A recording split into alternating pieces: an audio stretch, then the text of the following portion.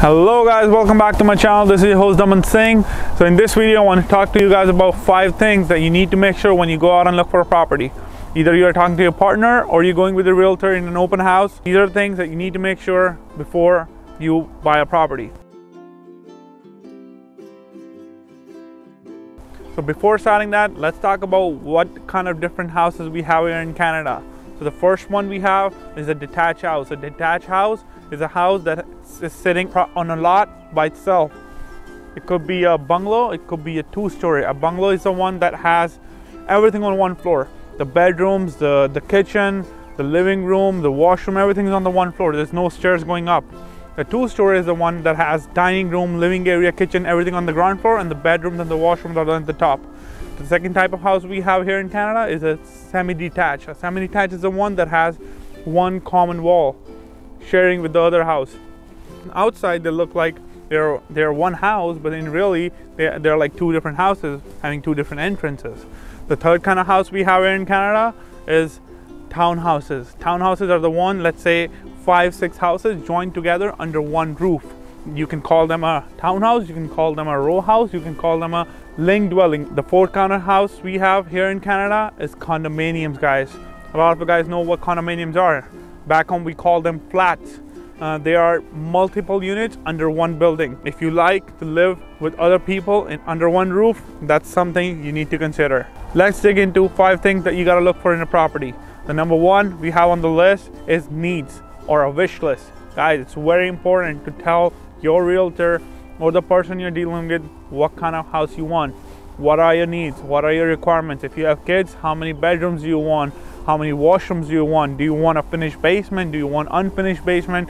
If you like a house that has an unfinished basement, ask your realtor or ask a third-party contractor how much would it cost to build a basement in the future if you want to. I know when you go out and look for the houses with your realtor, if you're a first-time home buyer, your needs might change. So your realtor will change the criteria based on those your needs and wants. But guys, always remember, it's very important to specifically tell your realtor what do you want in a house, because that will decide what price range you can go up to, what type of house you can buy.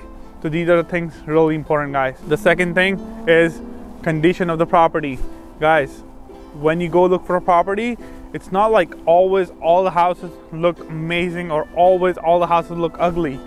When you go for an open house, the house from the seller side has been put to its perfect condition, the best condition they can present it. They always change the houses. So now you guys might be thinking, whenever you go look for a house, oh, the house looks really great. Oh, the bedroom, I love the bedroom. Oh, I love the way the family room is. Guys, you gotta remember, there could be flaws in the house that are not visible.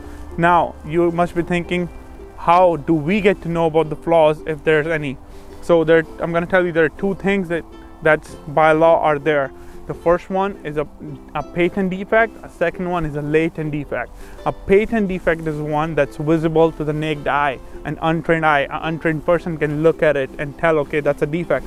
For example, there's a dent on a drywall, there's a damaged door, there's a flooring is ripping from some corner. These are the things, guys, that are visible. The seller or their agent won't tell you these things. These things you can see by eye, right? And then there's second type of defect, which is called a latent defect. A latent defect is the one that needs to be disclosed to the buyer from the seller side. So the seller's agent will tell you that there's a latent defect. And now you guys must be thinking what a latent defect is. A latent defect is the one that's not visible, that's hidden. For example, in the winter time, there's water seepage into the basement that you cannot see in the summer when you're going for an open house. Or there's a swimming pool in the backyard and it's covered because of the snow and you can't see it, and later once you close on the property, you found out that there's a defect. The swimming pool is not in good condition. So these guys are the things that they have to tell to the other party in order for them to make the right decision. So guys, never get upset if you guys think there's something wrong with the house. You will be told upfront from the other party, because that's the way the things has to be. So the third thing we have here on the list is commute. I know this is gonna sound funny, but guys, when you look at 10 properties and you decide on 2 properties that you really like and you want to put an offer on one of them, always I would recommend go to that place and then drive from there to your workplace and drive to the place where you buy groceries, see where the Walmart is, see where the Freshco is. These kind of things that where you go regularly, you got to drive from your house to those places or look where they are close to your house. You don't want to end up buying a property and then later in the morning in a rush hour, let's say 7 a.m. you leave for the office, and then all of a sudden one corner of the area intersection is where all the traffic gets jammed when you want to turn left. So these kind of the things that you gotta be really careful, guys. A lot of people don't do that. I know you can Google it, you can look it up, Google Maps, how long it takes. You can change the time too, but what really comes down to you actually doing it. So I would recommend, guys, check your commute, how long it takes during a rush hour or a peak hour if you want to really put an offer on the property. The fourth thing we have on the list is the offer price, guys. The offer price is really important. Nowadays, the market is super hot. A lot of you guys know from last 2-3 months, the property prices are like on fire. Everybody knows that. Now, you don't want to end up getting into a situation where you offer too much for the house than what its worth is.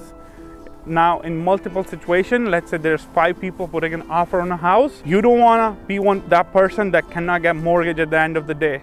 Let's say a property is listed for $850,000 and there's multiple offer and you really want that house.